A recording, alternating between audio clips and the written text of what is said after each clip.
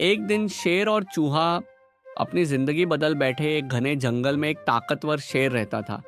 सभी जानवर उससे डरते थे और शेर को अपनी ताकत पर बहुत गर्व था।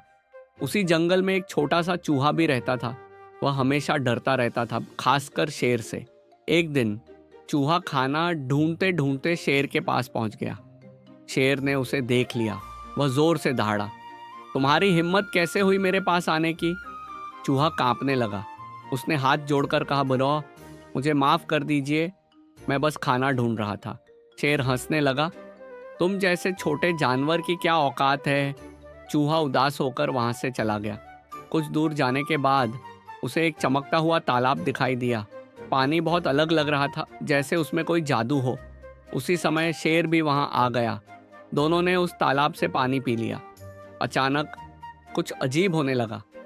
तेज रोशनी चमकी और सब कुछ बदल गया। जब दोनों ने अपनी आंखें खोलीं तो वे हैरान रह गए। शेर अब छोटा चूहा बन चुका था और चूहा एक बड़ा ताकतवर शेर। चूहा पहले तो खुश हुआ, वाह अब मैं सबसे ताकतवर हूँ। लेकिन जल्द ही उसे समझ आने लगा कि ताकत के साथ जिम्मेदारी भी आती है। दूसरी तरफ शेर अब छोटा और कमजोर था।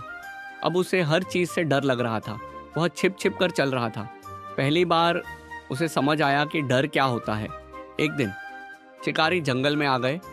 उन्होंने जाल बिछा दिया। बड़ा शेर बना चूहा उस जाल में फंस गया। वह बहुत घबरा गया। आओ मदद करो, कोई मुझे बचाओ यारी। ये छोटा चूहा बना शेर यह सब देख रहा था।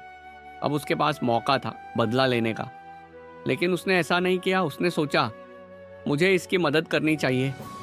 वह धीरे धीरे जाल के पास गया और अपने तेज दांतों से जाल काटने लगा। कुछ देर बाद जाल कट गया और शेर आजाद हो गया। अब दोनों एक दूसरे को देख रहे थे। दोनों की आंखों में समझ आ गई थी। अचानक वही जादुई रोशनी फिर से चमकी और दोनों अपनी असली रूप में वापस आ गए। शेर अब पहले जैसा घमंडी नहीं था। उसने चूहे से कहा, आज तुमने मेरी जान बचाई, धन्यवाद। चूहा मुस्कुराया।